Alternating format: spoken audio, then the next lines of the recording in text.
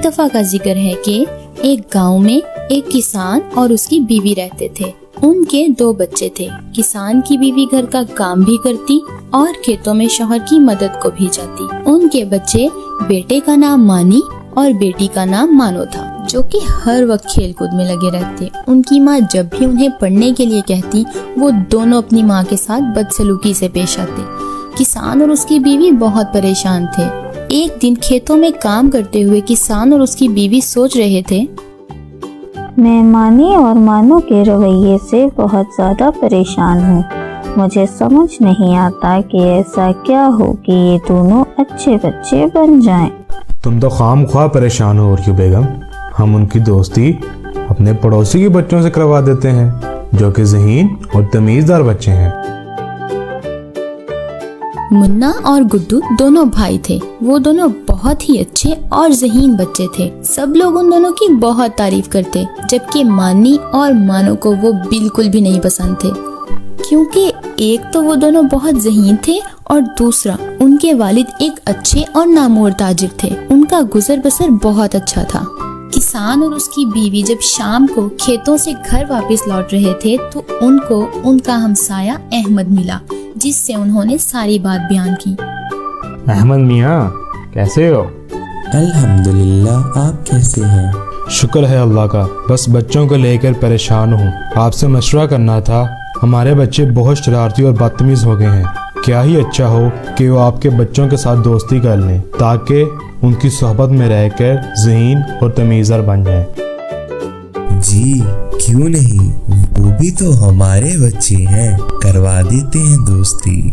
अहमद ने घर जाकर मुन्ना और गुड्डू से बात की और इन्हें समझाया कि मानी और मानो से दोस्ती कर लो, इस तरह वो भी अच्छे इंसान बन जाएंगे। उन दोनों ने अपने बाप की बात मान ली। अगले ही दिन जब मानी और मानो बाहर खेल रहे थे तो मुन्ना और गुड्डू भी उनके पास आ गए और उन्होंने उनसे कहा, क्या हम भी तुम्हारे साथ खेल सकते हैं? इस बात से मानी और मुन्ना फौरन राजी हो गए, क्योंकि वो जानते थे कि मुन्ना और गुड्डू के पास बहुत अच्छे खिलौने हैं। हाँ, क्यों नहीं, हम दोस्ती तो हैं, हम एक साथ खेल सकते हैं। लेकिन अंदर ही अंदर मानी और मानो जलन से आग बगोला हो रहे थे, क्योंकि उन्हें पता था कि मुन्ना और गुड्डू के पास उनसे भी अच्छे खिलौने हैं। तुम दोनों भी तो अपने खिलौने ला, हमें भी उनके साथ खेलना है। खेल के दौरान मानी और मानो ने मुन्ना और गुड्डू के बहुत से खिलौने तोड़ दिए। वो दोनों रोते हुए अपने घर गए और जाकर सारा माजरा अपने वालिदैन को बयान किया। मानी और मानो ने मिलकर मेरे बच्चों के खिलौने तोड़ दिए हैं। वो बहुत रो रहे थे। अब वो तुम्हारे बच्चों के साथ हरगिज नहीं खेलेंगे। अहमद मियाँ, मैं मानी और मानो की तरफ से आपसे माफ़ी मांगता हूँ। मैं उनके किए पे बहुत शर्मिंदा हूँ। किसान और उसकी बीवी अफसुर्दा होकर घर चले गए और घर जाकर अपने बच्चों को समझाने लगे, लेकिन मानी और मानो बदसलूकी से पेश आए। आप हमारे लिए कुछ भी नहीं लेके आते हैं। मुन्ना गुड्डू के पास तो इतने अच्छे खिलौने हैं और उनका घर इतना बड़ा और खूबसूरत है।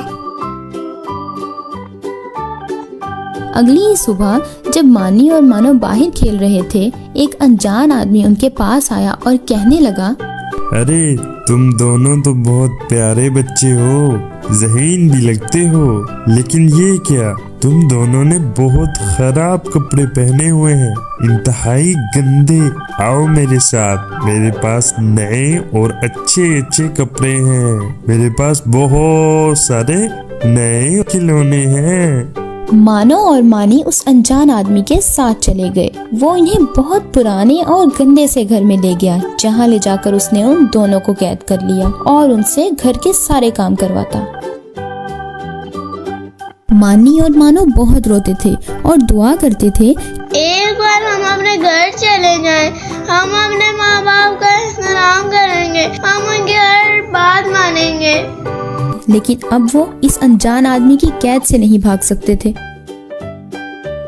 अगले ही दिन उनके माँ बाप गांव के कुछ लोगों के साथ मानी और मानो को ढूंढते हुए उसी जगह जा पहुँचे जहाँ उस अनजान आदमी ने मानी और मानो को कैद किया हुआ था। गांव के लोगों ने मिलकर उस आदमी को पकड़ लिया और मानी और मानो को उससे छुड़वा लिया। मानी और मानो ने अपने बुरे रवैये की माफी अपने माँ बाप से मांगी और वादा किया कि वो आइंदा उनकी हर बात मानेंगे और पढ़ाई भी करेंगे। उनके वालिदैन ने भी उन्हें माफ कर दी।